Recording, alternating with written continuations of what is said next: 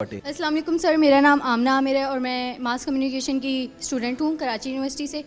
मेरा सवाल sir sir Fahad से है। फहद साहब से। इनसे ये सवाल है कि इन्होंने कहा कि एजुकेशन जो है वो इक्वली हर सूबे में वो प्रॉपर देना चाहते हैं। अगर एजुकेशन प्रॉपर हर सूबे में प्रॉपरली देना चाहते हैं तो अगर कराची 45% पाकिस्तान का टैक्स पे कर रहा है तो सिर्फ पंजाब ही क्यों ग्रो कर रहा है? सिर्फ पंजाब में ही क्यों डेवलपमेंट हो रही है, कराची में क्यों नहीं हो रही? जी बात साहब, अब करें पंजाब से कंपैरिजन। आपको मैं करेक्ट करूं, 45% नहीं 65% रेवेन्यू देते हैं हम कराची वाले, और जितना लियाकताबाद रेवेन्यू देता है उतना पूरा लाहौर रेवेन्यू देता है।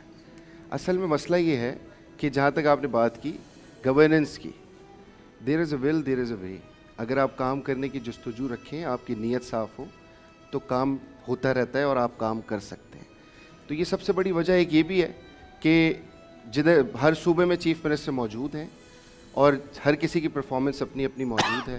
कोई काम करना चाहता है, कोई काम करना नहीं चाहता, और चाहता भी है तो उसमें कोई हर्डल्स आ जाते होंगे, आई डोंट नो।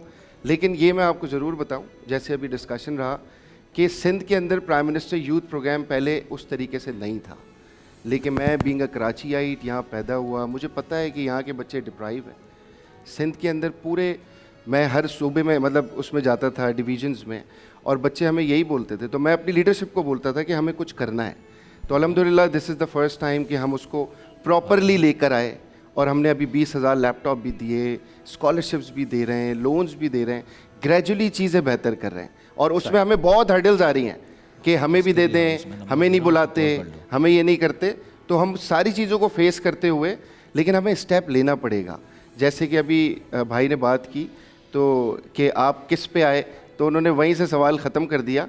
तो मैं इलेक्शन लड़ा था, हार गया था भाई, मैं किसी पे नहीं आया, मैं सेलेक्टेड हूँ। शो को कंक्लूड करने के लिए आप तमाम जो हमारे पैनलिस्ट हैं उनसे एक एक करके आपके तासुरात कलमबंद आप कर दीजिए या उनका इजहार फरमा दीजिए ताकि कैमरा उनको कलमबंद कर ले, अक्स बंद कर ले।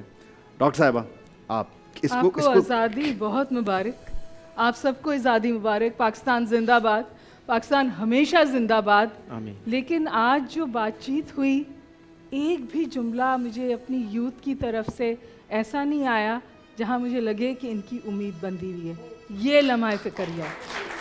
फारूक भाई, देखें, पाकिस्तान दो कौमी नज़रिए के ऊपर हासिल किया गया था और इस पे ही कायम रहेगा, तो इंशाल्लाह ताला बदेर कायम रहेगा।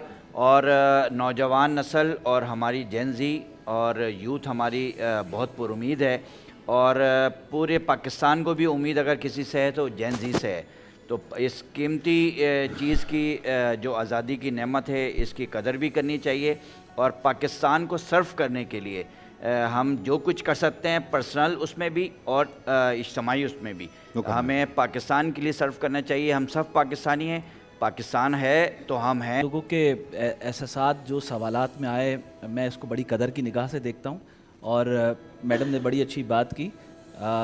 सॉल्यूशन जो है वो अपनी आखिर में गुफ्तगू इस पर ख़त्म करता हूँ कि बुनियादी तौर पर इधर फ़ौज और फ़ौज की निगरानी में सेंसस होने चाहिए। जो जितनी तादाद, जितनी आबादी है, उसको सही तरीके से 1947 से लेकर अब तक इस मुल्क की मरदमशुमारी ठीक नहीं हुई है। जिस दिन ये ठीक हो जाएगी तो निज़ाम ठीक हो जाएगा, डायनेमिक तब्दील हो जाएंगे।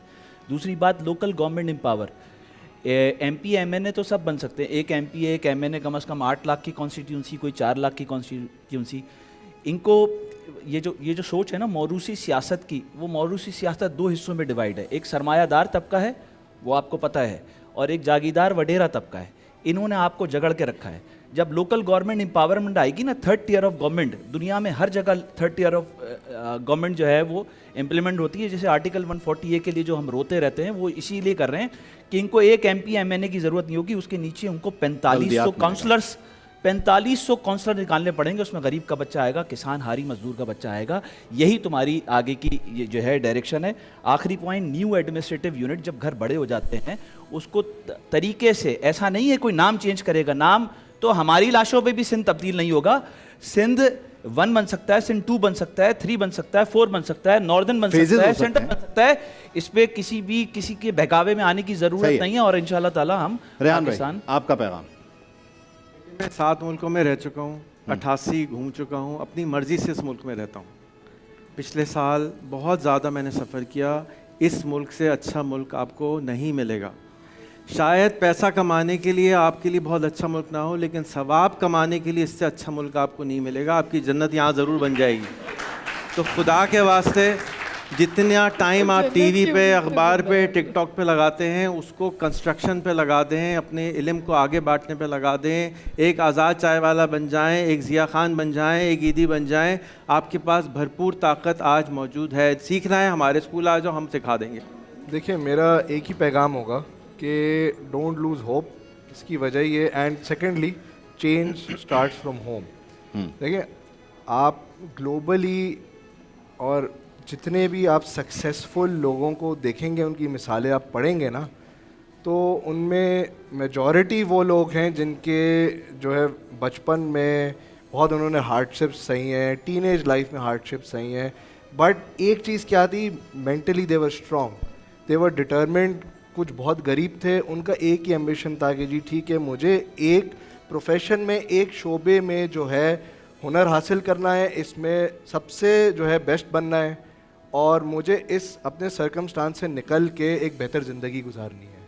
तो माइंडसेट इज़ द की। अगर आप होप लूज़ कर जाएंगे, आपको जितनी भी तालीम मिलेगी, जितना भी लॉजिक मिल जाएगा, it will be useless, it will be fruitless.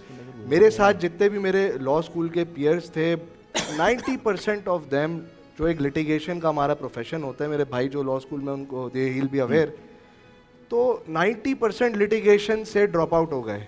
सारे जो है इन हाउस चले गए, कुछ कंपनीज में, कुछ कॉर्पोरेट में चले गए, because the system is very brutal. सही है, शुरू में पैसे नहीं मिलते, वेरी लॉन्ग वर्किंग आवर्स। मैंने खुद सुबह 8 से सुबह 5 बजे तक शुरू के 3 साल काम किया है, एंड दिस संडे को भी, बाय द वे। तो the system is not easy, but you have to be determined. आप ये नहीं कर सकते कि जी ठीक है, सिस्टम ऐसा है, ये सर्कमस्टांसेस। हमेशा शिकायत नहीं, बल्कि पार्ट ऑफ सोल्यूशन भी बना जाए। जी फात साहब। देखिए, मैं जैसे सारी गुफ्तगू थी, इसमें यही था कि हम अपने पाकिस्तान को कैसे बेहतर कर सकते हैं, और पाकिस्तान बेहतर होगा तो हमारे लोग भी खुशहाल होंगे। तो अपना भी पार्ट प्ले करना पड़ेगा यूथ को अच्छी चीज़ों के लिए। हम यहाँ पे बैठ के डिस्कशन करते रहें, और मुझे तो नेगेटिविटी ज़्यादा पसंद है। मैं बहुत ज़्यादा जाता हूँ ऐसी पब्लिक गैदरिंग्स में, ताकि लोग सवाल करें और हम उनको थोड़ा सा सेटिस्फाई करें। पूरा कभी भी नहीं कर सकते, लेकिन एक आधे सवाल से हो सकता है सेटिस्फाई कर दें। लेकिन पॉलिटिकल पार्टीज़ आती हैं, जाती हैं, सब होगा, सब निज़ाम चलता रहेगा, लेकिन सबसे पहले पाकिस्तान है। अगर पाकिस्तान है तो हम हैं। हमने अपने मुल्क के लिए सोचना है।